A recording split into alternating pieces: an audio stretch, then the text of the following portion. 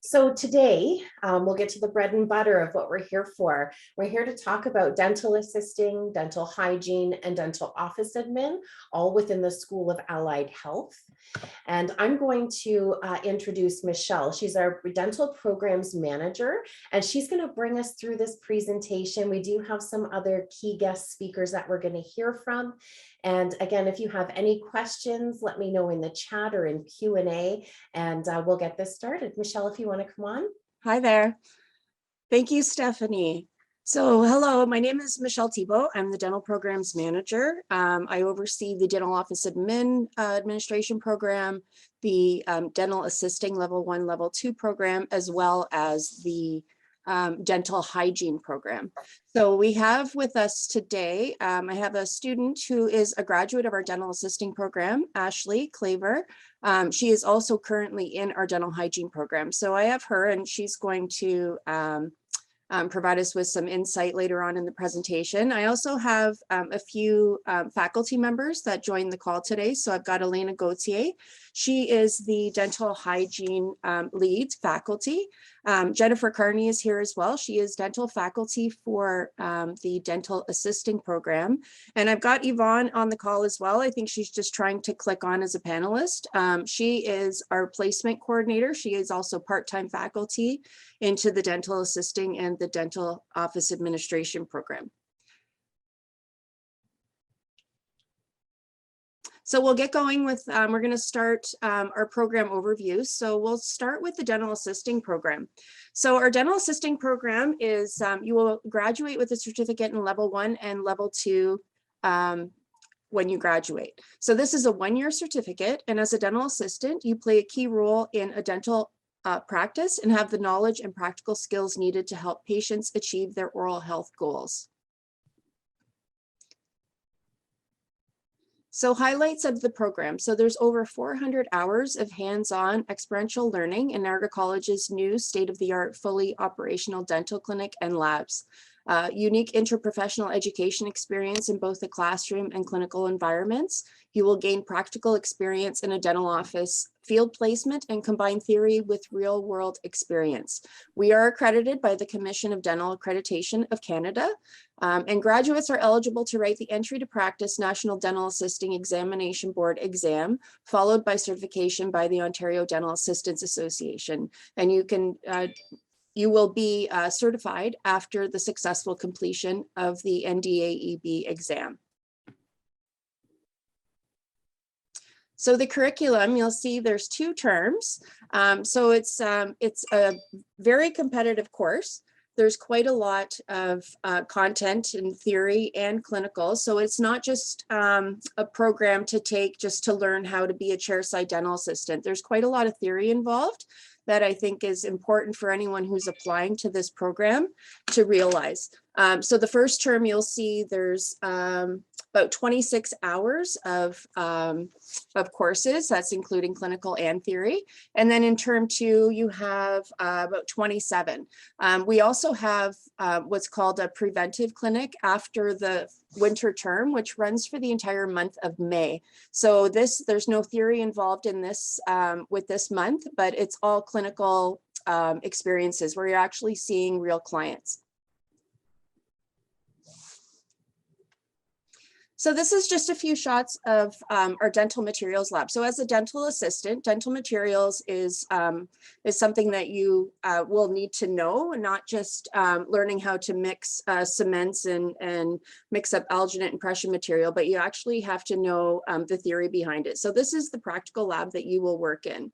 So there's seating here for, usually we have about, I want to say about 20 people in each class. So there will be, so you'll basically sit at these seats and you'll learn how to, there'll be a demonstration on the, what they're learning this week. And then there's also another component, there's another shot after this in the next slide that shows you the grinding room. So this is where you will learn the, for instance, one of the things that you will do is pour up study models. And this is an example of the machine you will use to trim the models. On the left side there, you'll see there's vacuum formers. Vacuum formers are used for making mouth guards, sports guards, and whitening trays. And there's also lathes for trimming the models. Another part of the dental assisting program is radiography. So it's important for dental assistants to learn the theory and lab portions of radiography. So you'll see in the photos here, we have a dental assisting student who is taking a radiograph on what we call a dexter. So this is, they're actually real teeth in these, I guess, mannequins that they use to practice taking radiography. So you'll learn different intraoral techniques, and this is where you will practice this. So you will take radiography in theory, both term 1 and term 2, and you will also have labs associated with the radiography for both terms. So this is just another shot. You can see there's 6 rooms total for learning with 6 dexters. We also have a pedodontic dexter, which is a child dexter with a mixed dentition. So it means there's primary and permanent teeth in that dentition. So you'll have an experience with taking radiographs on a child. And you can see here there's a clinical instructor, a lab instructor sitting with the students, and this is where they're processing. So all our radiographs are digital, and you will learn how to process them digitally. So our next program that we're going to talk about is dental hygiene. So do you recognize the value of a healthy smile and want to play an important role in oral healthcare delivery? If you do, then this is a program for you. So this is a 3-year advanced diploma. So as a dental hygienist, you are well equipped to provide oral health education and excellent patient care in a clinical practice setting. So the program highlights, so it is a 3-year program, but you graduate in 24 months. So basically you're doing 3 years and 2 years. So there's 6 terms consecutively.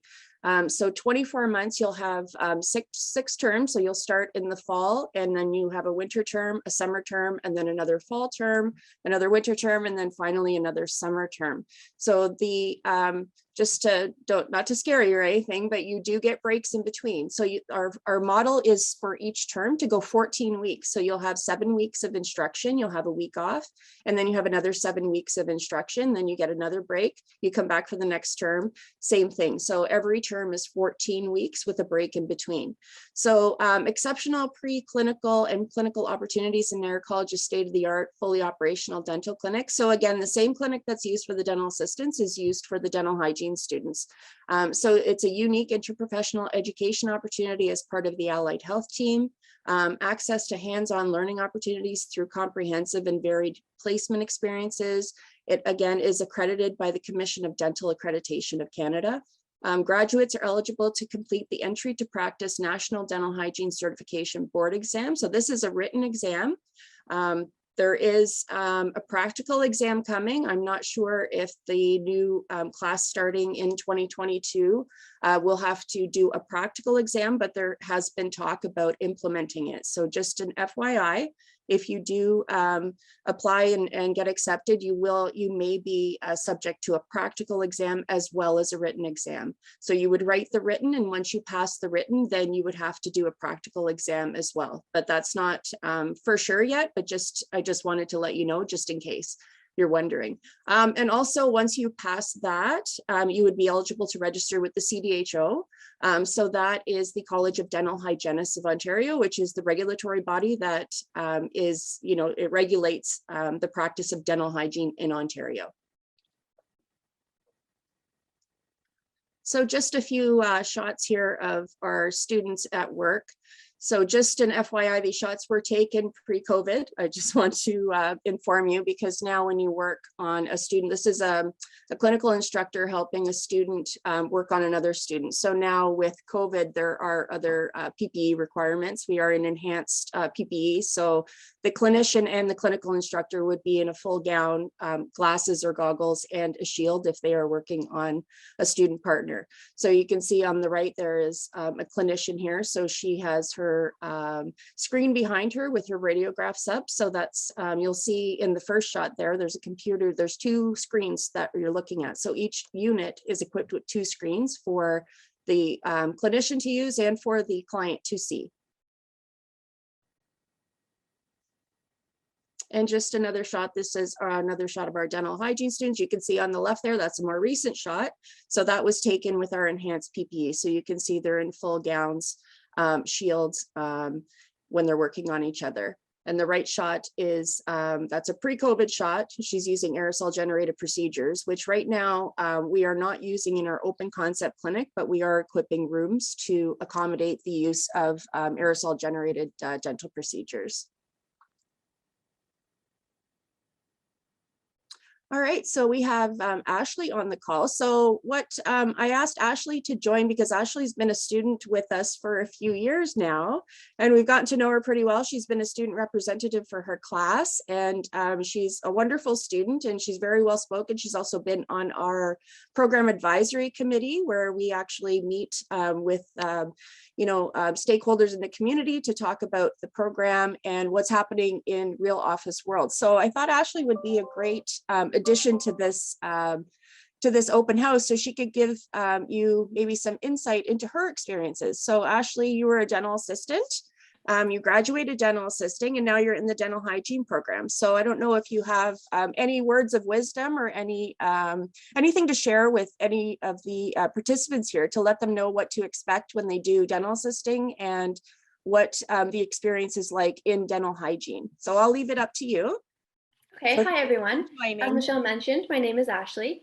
A few tips for you if you're considering joining any of the dental programs at Niagara College. Being organized is very important for a fast-paced, fast-track program, with dental assisting only being a one-year program and dental hygiene being a 3-year advanced program. An agenda and organization is key for success. Our clinic and labs are amazing, and you will learn so many great skills. An important note for clinic is attendance. It is very mandatory for clinical points and skill sign-offs. Our rad lab is super cool. Learning how to take x-rays is awesome, and learning all the different techniques in lecture and then being able to do them all hands-on in our rad lab is super helpful because we do have all those Dexter heads, all the techniques, all the bite wings, which we will learn.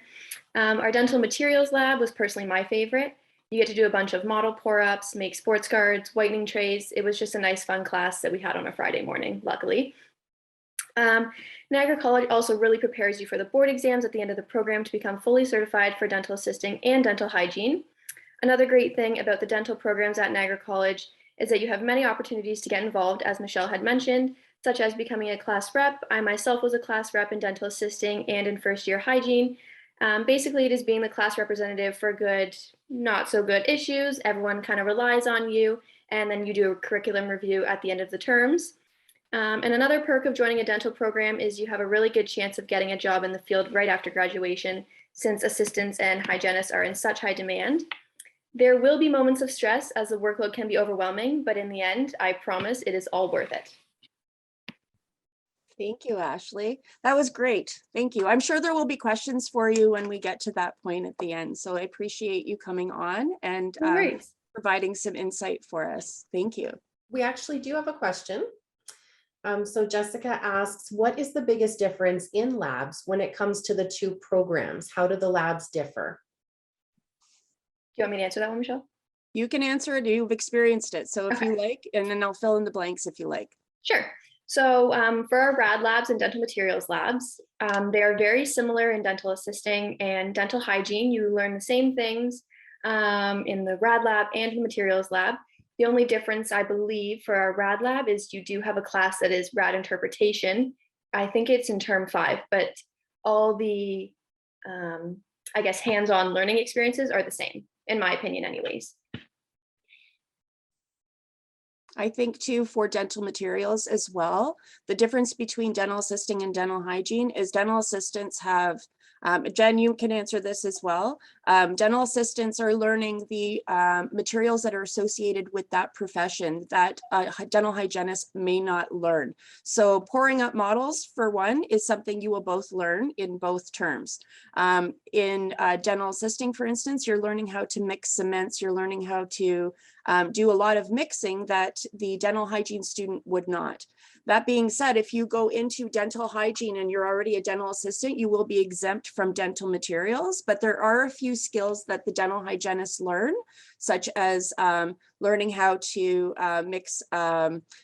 So some of the learning of the mixing would be done additionally for the dental hygiene students if they were already a dental assistant. I don't know if that's confusing, but basically you would be exempt, but we would bring you in for a day just to catch you up on the things that you would need as a dental hygienist. Jen, did you want to add to that? Did I miss something? No, I think you got it. It was very, very accurate, Michelle. Okay, Very good. thank you. Good. We do have another question. How many students are accepted into the dental hygiene program? And what was the admission cutoff average for the last intake? Okay, so our dental hygiene program, we get 56, we allow 56 students. So it's a competitive program. There's quite a lot of applicants to dental hygiene. If you are a dental assistant graduate, you do have, they reserve seats for our dental assistants, not 56, but there are. So Ashley was, if you obtain a specific average in dental assisting, and basically you'd have to really thrive. If you're interested in going to dental hygiene, I would say make sure that you are, doing your best, because that will help you get into dental hygiene the following year. And Ashley, I'm not sure what the cutoff for the assisting average was. Do you remember? Because I know there was maybe 6 of you that got in. For our average, I want to say it was at least 90%. Okay, thank you. Yeah. So, and I know it was 6 or 8 of you that got in from dental hygiene or from dental assisting into dental hygiene for your year. Yes. Now, yes. as far as the cutoff for anybody who's just applying to dental hygiene and not a dental assisting, I would imagine it's in the upper 80s. So I don't have admissions here to answer that 100%, but I do know that it would be close to 90 as well for anybody coming directly from high school or university. And I believe it That answers the varies. question. I think it varies based on who applies that particular year. So if we have a lot of students who have upper 90s applying, well, that may be the cutoff. If we have less students with maybe a lower average, maybe a 89, then that it fluctuates based on the applicants for that particular year. So there's no like definite cutoff like for grades, but the dental hygiene program is an extremely competitive program, one of the most competitive in the college. Yeah, I think if we had somebody from admissions, they'd be able to tell you what last year's was, for instance, but it's usually A plus average. I know for dental assisting as well, it's also competitive, but it's not as there. We do get wait lists for dental assisting as well. It's also considered competitive, not as competitive as dental hygiene, but we do accept. How many did we accept this year? Was there 50, 55, I feel like, Jen, for dental assisting as well? I think it was 55, yeah. Yeah. And we also run, just an FYI too, we also run dental hygiene. There's 2 cohorts. So Ashley is technically in finishing up her 2nd year right now, because she's in the fall term of her 2nd year of dental hygiene. And we also intake in the fall. So we intake only in the fall for all of our programs. We don't have a January or a spring intake. It's in September only that we intake. So right now there's a dental hygiene junior class that has started in the fall, and Elena is the lead for that. I'll let Elena, I don't know, Elena, if you want to speak a little bit about the intake from this fall. Hello. Hi, am I good? You're good. Hi, everyone. Sorry, what did you want me to speak about? Just the intake? No, I was just saying how we have dental hygiene seniors, which Yeah. Ashley is one. So you taught Ashley last year. Now we have another cohort that just started in September that you are the lead for. Yes. So I was just going to say, we have how many students? 56, I want to say. Yeah, we accepted 56. So yeah, it's very, very competitive, but we always make do and do well. But yeah, you're right, 56. We do, there is an opportunity to go to the wait list. Sometimes they might go to the wait list as well. But pretty much everybody accepts when they get into that program. So it's quite rare that we go to a wait list. If we do, it's because maybe somebody didn't have the proper documentation, or maybe they accepted and then realized they didn't want to go, or went to another school, or whatever the case may be. So we do use the wait list, but pretty much everybody that applies to dental hygiene accepts the position at Niagara College. Thank you. These are all great questions. I see that we've got 2 more. One might be an easy one to answer. So what is the instructor to student ratio for the dental hygiene clinic? So we have a 24 unit clinic, and it's full, like I said, and with instructors, we have 3 instructors per clinical session. So it would be, I guess, maybe Elena, how many students? If you have 28 in each section, so you're looking at 9 to 10 students per instructor for each session. Yeah, it's always 9 at least in junior for sure. And just so what will happen is if you're working on mannequin, for instance, you're all working on a Manny. So that means that the teacher, the instructor will be overseeing 9 students. But if sometimes you'll be working with student partners. So at that point, then you're only 4 or 5 students to 1 instructor. So if you're working on a student partner, then the next clinical session you will switch. So the other student who was the partner will now become the clinician. So sometimes it's 5 to 1, sometimes it's 9 to 1, depending on the skill that you're learning that day. That's perfect. Okay, so we're just going to hold some more questions until after we get through the information, just to make sure that we get through everything. But I'll keep an eye on it, and as I see questions coming through to the related information, I will ask. Okay, perfect. Thank you. You're welcome. Okay, so our next, so there's pathway agreements for dental hygiene. For the dental hygiene program, graduates of the program can receive credit towards programs at Niagara College, as well as other colleges and universities in Canada and around the world. So there's Brock University, there's a Bachelor of Arts in Community Health that you could take afterwards. We've had several students go this way. They've applied to the community health program, and I think there's actually a couple who are just graduating from it from a cohort or from a graduating class last year. Brock University also has an honors and bachelor's of public health as well that you could go. Thompson Rivers University is another opportunity. You could do a Bachelor of General Studies or a Bachelor of Health Science. So Thompson Rivers is in British Columbia. So I actually just received an email a couple days ago to see if any of our students, our dental hygiene students, want to have a presenter come from, well, not come, but virtual, to do a virtual presentation for our dental hygiene students. So I think there was some interest in that. So that's something that I will set up for the students so they can get some insight into that specific pathway. Brock University, we don't usually have a presenter come from the university, but if you're interested, I can always help you with those connections. All right, so our final program that we're going to look at is the Dental Office Administration Program. So this is a 1-year certificate. So are you a people person seeking a career where you can blend your aptitude for business with your interest in oral health care? So if you are, this is the program for you. So as a dental office administrator, you oversee the daily operations of a dental office, including patient care records, health insurance company claims, and appointment scheduling. So this program is a 1-year program, and it's 2 terms with 28 weeks. So the admission requirements for our dental office admin program is English, any grade 12, C or U or equivalent. We do recommend that you have computer and information science, grade 11, introduction to accounting, information technology applications in business, and math. So those are recommended, but the requirement is only English. And just to give you a little overview of this program, the term 1, I don't have the courses. I'm not sure, Stephanie, if we have the courses for this one in the slide deck. I'm drawing a blank. No, we don't. So I'll just give you oh, there we go. Thank you. So the courses, so you'll see that the first term in the fall is quite extensive. You've got about 23 hours of classes.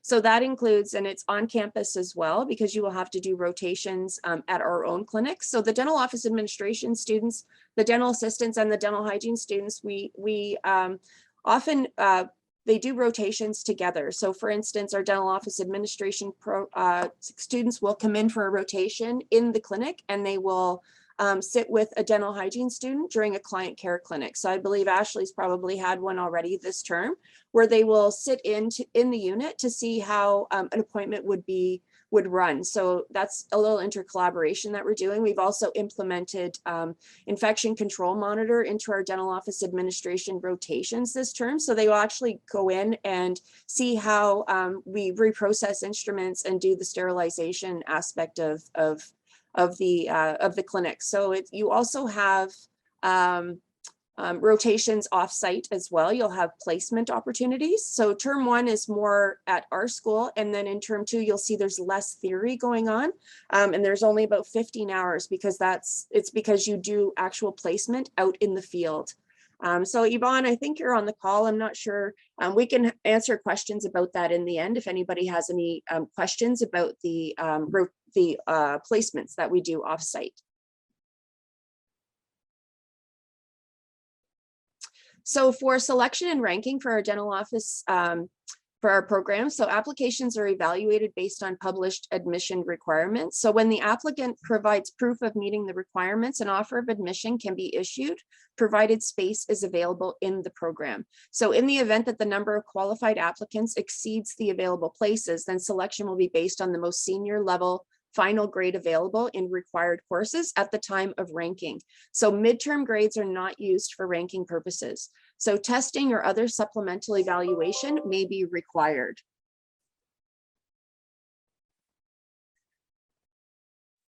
So our real world, so the program highlights for the dental office administration again, so real world teaching environment. So Niagara College is again state-of-the-art, fully operational dental clinic. There's 140 hours of hands-on field placement experience. It's an excellent program reputation. And then in the end, you can write the certification examination for dental receptionists through the Ontario Dental Assistants Association. So that's the same association that the dental assistants would be certified with. And there is, oh, sorry, thank you. We already talked about that. So career opportunities. So as far as a dental office administrator, you could go different ways here. You could be a receptionist, you could be a dental office administrator, you could be customer service representative in a dental office or an insurance company. You could be clerical staff in a dental public health department. So there's different pathways for a dental office administrator to go once you graduate. The second question, or the other question here that we have, would Niagara College help hygiene students find clients for clinic, or would students be expected to find their own clients? So we do have about 4,000 clients in our client pool at Niagara College. So the way it works is when you start your client care, and that is in term 3. So your first term in dental hygiene is preclinical. Your second term is preclinical, where you're working on the mannequin or you're practicing on your student partner. And then once term 3 comes around, then you go into client care. So you spend actually 4 terms of your education in client care clinics. So the first term, obviously, we do welcome friends and family to come in and be your clients, but we do have a pool that we pull from. So we have a full-time dental office administrator that works at the college. We also have 2 part-time dental office administrators. And then we also have 2 dental hygiene students who help oversee our clinic. So there's a lot of manpower to make sure these schedules are filled. So we do, when you're beginning your client care, it can take a little while. So our clinics are 3 hours long, and 2 hours of that clinic time is set aside for having the client in your chair. So the first, so the one thing that people need to realize when they come to our clinic is that you come in for 2 hours and you're not finished in 2 hours. It sometimes takes multiple appointments to get through a round of care, but I have to say most of our clients that come to the clinic are aware of our policy that they're not getting a cleaning today. It's probably the first appointment is just going to be going over a medical history, but we do have a large pool of clients that are scheduled for the students. So once you finish term 3, your clients are basically scheduled for you. After that, it's your responsibility as a student to bring that client back when they're due for another cleaning. So once you get going, then your responsibility as a student and filling your chair becomes more on you. But at the beginning, we do that for you. Oh, that's great. I hope that answered the question. I feel like I ran off a little bit with that one, but. No, that was great. That was Okay. great. So now it's just basically talking about our next steps, and then we can get to some more questions afterwards. So what are your next steps after taking a look and speaking and hearing from all of our wonderful presenters today about these 3 programs? You know, your next steps are to talk to a student recruitment associate such as myself. Our team is very friendly, and we're here to answer any questions that you might have, as well to help you decide which path you'd like to follow down.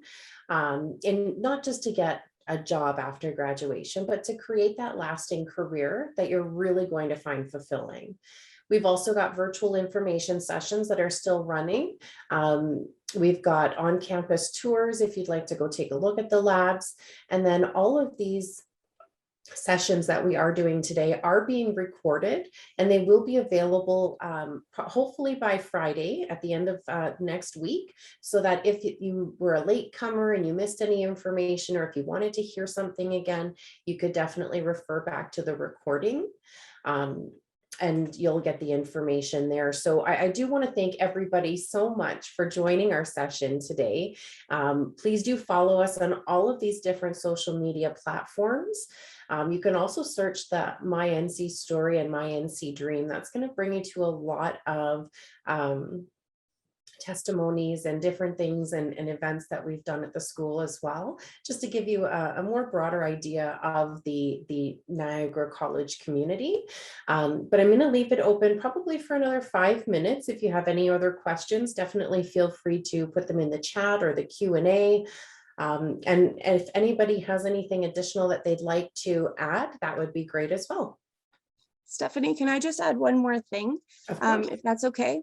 So I just wanted to add as well, and Yvonne can speak to this because she is our placement coordinator. So part of the dental assisting and dental hygiene requirements is a CDS, which is your communicable disease, and your VSS, which is a vulnerable sector screening, which is a police check, as well as CPR requirements. So if you do get accepted to the program, or you're interested in those programs specifically, you have to complete documentation, and there's deadlines for submitting this documentation. So if you go to the program page, you will see the requirements, which will give you an outline of the CDS form, the VSS, and the CPR requirements.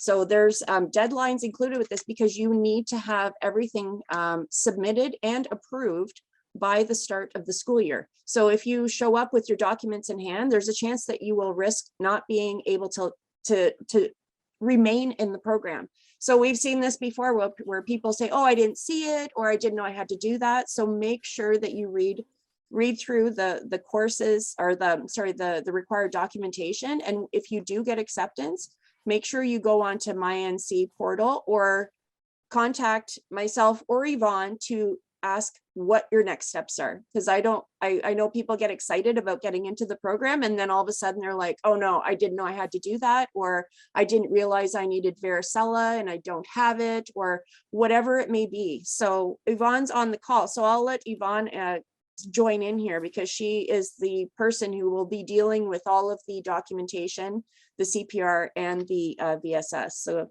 Yvonne, I'll leave it to you to elaborate a little bit more on the importance of this. Yeah, I don't think we can stress enough, when you receive your letters, whether it be your acceptance letter, it's really important. You need to go from it from start to finish, because we have a lot of students saying that, they got it, they saw that, they got accepted, they read that part, and then they didn't move on. And what's happening is, when you're not moving on and reading the fine print, then, like I said, when it comes time, you're not having the proper documentation. And then that could, cause you to be taken out of the program. So it's just really important to make sure you read everything. And like I said, Michelle said, her email will be on there. My email will be on there. So if there's any questions that you have, don't hesitate to contact us early. The earlier, the better. We're here 24 hours pretty much. We can get an email. We can respond within, the next few days. but just don't leave it. Don't think, okay, I start school in September, you know, I'll wait and ask in August. You know, if you get your letter in April or May and there's a question that you have, ask us right away, okay? Because we will need time to get back to you. It's a busy time of year, so you know, you need to give us a little bit of time. We are pretty good at returning things promptly, but again, you know, you don't want to be waiting until the end and it takes us a little bit to get back to, and now you're stuck waiting. So and one more thing to add to that as well is if you get your documentation in order, you have to submit it and it has to go through our health services before it gets to Yvonne. So just because you submit it doesn't mean you're approved. So it goes through our health services department, and the health services will take a look at all the documentation, make sure all the, you know, make sure you have everything. And then if you do need blood work or whatever, that takes time. Now you have to get into your doctor. Now you have to get them to fill out that form. You have to resubmit it. So there is deadlines for a reason. And if you don't make the deadlines, then you seriously risk losing your spot. And they will give you a cutoff and say, if you don't have it in by this day, then we're going to go to a wait list and your spot's going to be gone. So please make sure that you follow through with everything that you need to do in order to successfully start the program on time. Elena, did you have anything to add about that, or Jen? I know that as the faculty leads for those programs, you see it as well. Yeah, it's crucial because you know, in the past we've had people missing a lot of like critical information right at the beginning of the term. And I honestly, I know you learn stuff all throughout, but I would say those first couple of weeks are crucial because that's where you learn the whole routine of everything you're doing in clinic. So I really strongly encourage people to do that as soon as they can so that they don't miss anything. And like Yvonne said, there's potential for you to even not be able to progress in the program. So yeah, can't be stressed enough for sure. Yeah, and the earlier you get it in, if there is an issue with a vaccination that you need, it gives you time to be able to get that vaccination. If you leave it too long and you're missing a vaccination and there's 3 months in between first and second dose, well, if you do it in May, you might be okay for September. Whereas if you're waiting till August or September, there's no way you're going to be able to get the vaccinations that you need. And if you go on the dental hygiene or the dental assisting program pages, you can download the CDS form. It's called a CDS, and you can download that form to see exactly what you need. So if you download and you say, oh, I never got that vaccine, look into it now because it's only November. But if you need something and you're determined you're getting into this program, then be proactive and make sure you contact your doctor. Because I know we've had people, you know, they've come from, they're, you know, from another country, or they came here and now they want to go into dental hygiene and they didn't get the vaccines as a child that we got here growing up here in Canada. So we often see that as well, is people coming from other countries that maybe didn't get Hep or didn't get, you know, or they get blood work and they need a booster or they need something. So just make sure you download the form to see exactly what you need. That's the best advice we can give you today for if you have any intent of being in dental assisting or dental hygiene. Dental office administration, it's not required to have the CDS form completed, just so you know. And just remember, it's never too early to start your documentation. Like I said, once you get accepted, and like I said, just start it right away. Get it started, get it submitted. So, you know, when July comes, you know, you're set and ready for the program.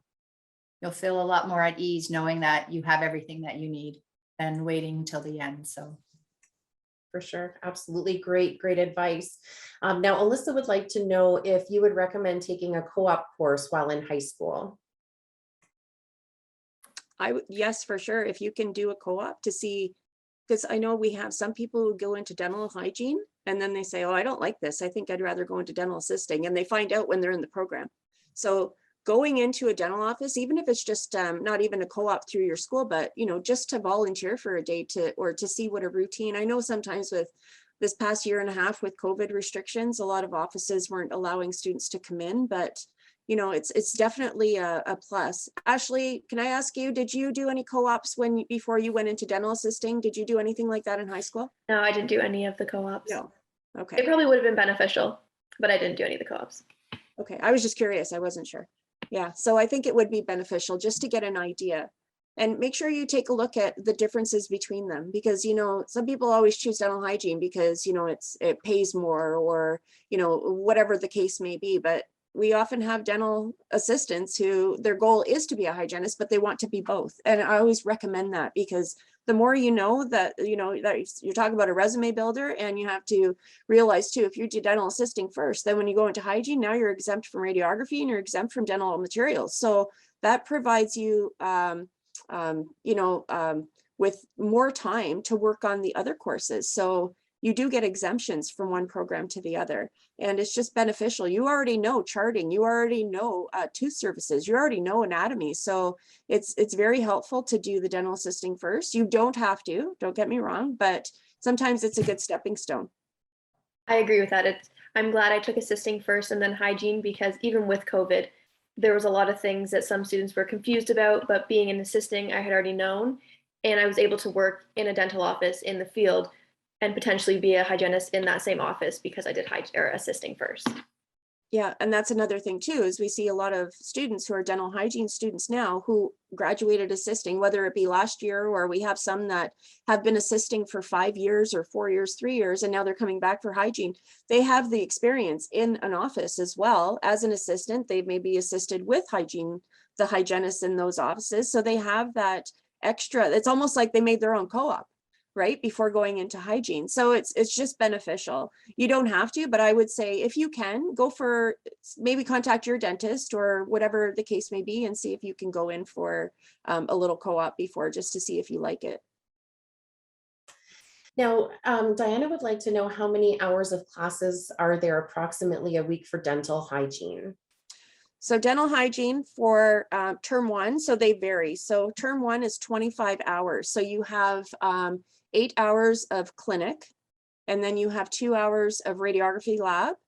And then, so that's dental hygiene. And then the other 15 are theory courses. So right now they are online, but just come January, we are moving back to in-person learning. So for the fall 2022, I would say that there's going to be more on campus. So you're looking at about 25 hours a week of, does that sound, I don't know, Elena, if you have anything to add to that, but I did some math earlier. So first term is 25, second term, you're looking at 26, third term is 26, and then it starts to go down a little bit. Fourth term, Ashley, you're in 4th right now, so you're about 24 hours. And then 5th term is 23, and then 6th term is 19 plus an elective, where I think it's 19 including the elective, but it's around 20 hours. So it does taper off a little bit, but the first 2 terms are probably your most, Elena, you can attest to this if you want to take that. Yeah, that sounds about right. And I think it's almost too bad that there's all those hours right at the beginning, but it's a lot of students, that's where they find they need that extra organization and time management for sure, because there's so much kind of on their plate. They're starting a new program, they got all these hours. So it's a lot to really kind of digest and work through every day. But yeah, that seems about right. I think the important thing to really recognize with this program is that it's like a full-time job. You only have like 23 hours of class a week, but there's studying and work that goes into each class too, which equates to like 40 hours or more a week for most students. So yeah, a lot of students do jobs on the side too, but I think it is important to know it is very much like a full-time job. I think, and it's just to add to that as well, Jen, you can attest to this, but dental assisting as well is 26 hours a week that's like of theory and clinic. Very front heavy for sure. Like you learn a lot of information, where the hygienists have 6 full semesters, the assistants have 2 full semesters to learn quite a bit of information. So it is very, very, it's very intense, especially at the beginning. There's a lot to learn in a kind of a shorter period of time, especially because in second semester in assisting, we move right into real patients. So we go from first term right into real patients in our restorative clinics. So they learn a lot of information in a short period of time before we're moving on to real patients. So yeah, I agree with Elena. It can be like a full-time job, definitely, with all of the classes and clinics and labs and studying that you have to kind of fit into your life. So yeah, agree. That's great. So Sylvia would like to know, are there any dental hygiene practices or skills that are not being offered because of COVID? So right now, we are doing everything according to the teaching and learning plans, with the exception of, for instance, you're learning the skills, every skill you're learning on Manny. There's some skills that include aerosol generated procedures that you cannot do on a student partner. So those are being done in simulation. So for instance, if you're learning oral evacuation. So you're learning to rinse and suction your client. When you do it on the student partner, you're going to simulate that with a monojet syringe with water instead of using the air water syringe, which will generate an aerosol. So everything is being done, but right now it's being modified to accommodate the fact that we can't use aerosol generated procedures in our dental clinic. But like I said, come fall 2022, we do have, we're equipping some rooms with aerosol, like enclosed rooms. So by the time fall 2022 occurs, and I don't know if guidelines are going to change as well, I can't speak to that, but it's like a, there's many moving parts with this, but you learn everything, and we are getting it done for you. It's just, we're just still trying to figure out those pieces of that puzzle, how to do it. But come fall 2022, everything should be back on track, and those rooms will be going. Right now, we're just starting to get them going. So we'll have it. We had a lot of different things to accommodate that too, right? The students all went off site to do certain things into actual dental offices that could accommodate those aerosol generating procedures. And having those enclosed spaces that we're working on right now is going to be, it's going to be great for our dental clinic. That's great. There is another question. What is the average grade to get into dental assisting? The average grade to get into it? Again, it fluctuates. It depends on the applicants that year. It is a little bit lower than hygiene. It's not quite up in the 90s, but it can fluctuate depending on the applicants that apply that year. It's if we had someone from admissions, like you said, they could probably tell what it was this year to get in, but I'm not 100% sure what that is. I don't want to say a grade just for the simple fact that if we get a lot of high achieving applicants that particular year, it does fluctuate just based on the applicants who apply. Ashley, do you remember what your average was when you applied for dental assisting? Right from high school, I believe it was 86. Okay. I feel like it's around 80%. That is the. I feel like around 82 is a good estimation, but it could be 75 this year because of the applicants, like Jen said. So we can't really put a number on it. What I would do is if you really want to know and you really want to go into that program, then you could contact admissions and ask them what was last year's, maybe, if you wanted to know that. They might be able to help. Another thing to take into consideration, and only because I have kids who are around the age of, I have my son in 3rd year and a son coming up on 16. If you know you want to attend one of these programs, you're best to take the applied stream. Okay, the applied stream in high school, because they call Niagara College, and I'm not sure about all the college, I know Niagara for sure, doesn't consideration academic versus applied. So you really want to get the best grade you possibly can. So if you know that that's the stream, that you want to come to college for dental hygiene or assisting, your best bet is to go the college route, the applied route, and get your best grades you can get. Perfect. That was great. If there aren't any more questions, I think I'll leave it open for another moment or so. Maybe Ashley, do you want to maybe talk about what it's like to work? Do you have any group projects or anything like that in the courses? Yeah, so group projects online are obviously a little tricky because you can't go meet up with your group, or since everything's been online. I'm in section 2 and section 1. I don't know everybody in section 1 because I haven't met them in our lecture class other than through their names. So if you're grouped with someone from that section, it's hard to meet up with them because you don't even know who they are. You just know their name from class. But Niagara College helps to make everything smooth as possible. And with Blackboard Collaborate, which is what everyone will use, it makes it easier to join with your groups and meet via Blackboard.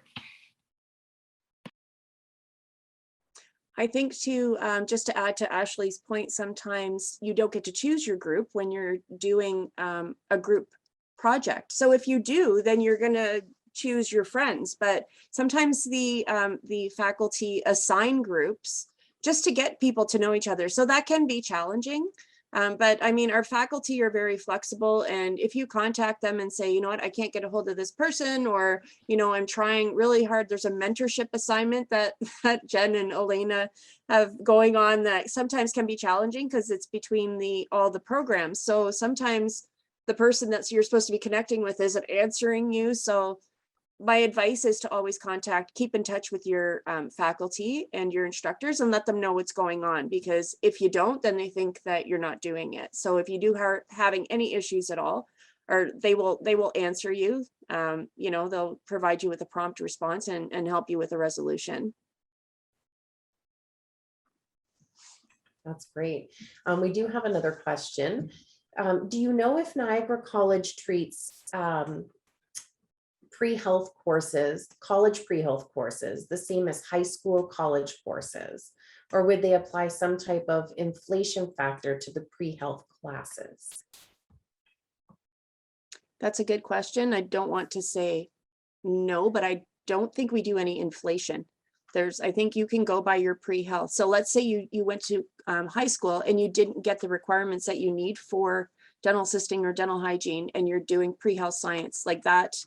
We have students who did PreHealth, maybe who also applied to dental hygiene and didn't get in. So they chose to, or dental assisting, and they chose to do the PreHealth just to inflate their grades, like just to help them upgrade, or, you know, anything like that. It's almost like a 12B, I guess.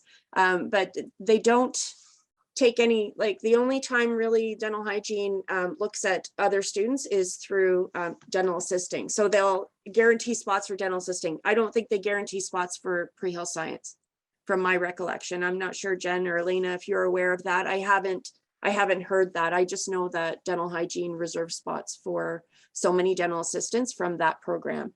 It's definitely a great email to send to admissions. I would say that, yeah, for sure. I can't answer that. I'm not 100% sure what they do, how they consider PreHealth versus high school. I'm not too sure how that works. Well, you guys have provided a lot of amazing information today on these programs. I'm just absolutely honored to be able to be here to help facilitate and moderate, you know, the questions being answered and everyone looking to get information. Jay says, thank you for that. And Jay, you can email, I put the admissions email address in the chat. You can give them an email, they could answer that. And whom was asking about the grade requirements and everything, you can also email admissions for that. We are nearing the end. We have a couple more minutes if there are any additional questions that would, actually one just came through. Oh no, that was Jay, sorry. Yeah, so I mean, I'll leave it up for the next 3 minutes if any other questions come through. But again, I just want to thank you all so much for the attendees for taking the time out today to come and listen, and for our panelists for helping to, you know, to deliver this information to our prospective students. Thank you so much for everything today. I wanted to add something as well, Stephanie, if that's okay. I noticed in the chat the answer to the MAC question, which Ashley answered. If you go on the program page, though, it will tell you that Niagara College does not support MAC, but it will work. There's certain things that MAC you can't do with MAC. And I know I've had students send me, you know, or have trouble submitting something because they're doing it from a MAC. So it is possible. I just want to say it's not foolproof, and there might be some challenges, but it will work. But I know that if you go on the program page, I did see that it's not supported, but I think Ashley can attest to it. You have a Mac, is that why you are? I think the only issue would be if you didn't have Word or Excel or PowerPoint, and if you were submitting it through Pages, which is only what Mac has. I think that's the only issue, because I've never had an issue before. Yeah, so it's just a matter of downloading the proper apps. Yeah, okay, thank you for clarifying. Alyssa says, thank you so much for this. Oh, and I do have another question, actually. So Sylvia says, is there a benefit to having the dental hygiene program run for 24 months consecutively instead of having a semester off? I would say yes, there is a benefit. First of all, you're continuous. So I know with other schools, often if you have a summer semester off, let's say, like for instance, when I spoke earlier about being in client care from, term 3 on, or even going, and a good example too, is if you learn all your clinical skills with Elena, term 1 and term 2, and then you have the summer off, and then you come back in term 3, and now you're expected to jump into client care, and you've been away from all your instruments for 4 months. So you're continuously learning, and you get a little break, which is fantastic because you don't go 24 months straight. So that little break is helpful, but I think it's important because the skills that you're learning, it's kind of like if you snooze, you lose, right? Like it's almost like you have to relearn everything when you come back after having that time off. There's pros and cons to both. I know some people need to have that time off so they can work and make money to pay for the following year. But I think for dental hygiene specifically, and Elena, I can leave it up to you, and Ashley too, just to speak to this, but I feel like it's definitely beneficial just for that aspect of what you're learning and keeping up with the skill and getting better with the skill, as opposed to, go ahead, I'll leave it and you guys can speak. No, I agree 100%. And I, just from a personal perspective, because when I took dental hygiene many years ago, I had that semester off. And it was very daunting coming back and having to jump right in that third term and having to, oh my gosh, how do I hold an instrument again? You figure it out, but I think having that nice no break and being continuous is great. And you do get a couple weeks off in between, so you do get to revive. What else did I want to say? And then you're done quicker too. And a lot of students like that, they don't have to have that extra year. That they're done in 2 and they can start working right away. And I think a lot of students really like that aspect. And I know for a fact, a lot of students have joined our program because of that. Ashley, did you have anything to add?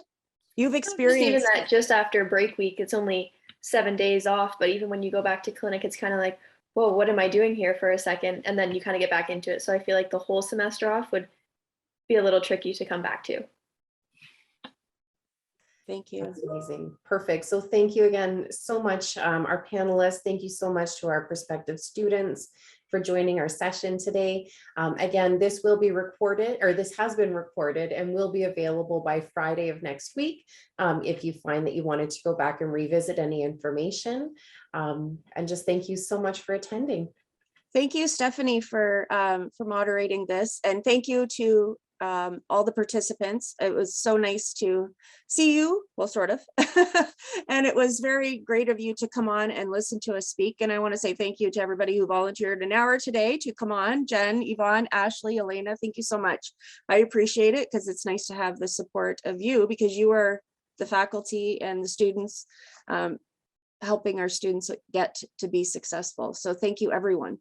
I appreciate it, and hope to see you in September.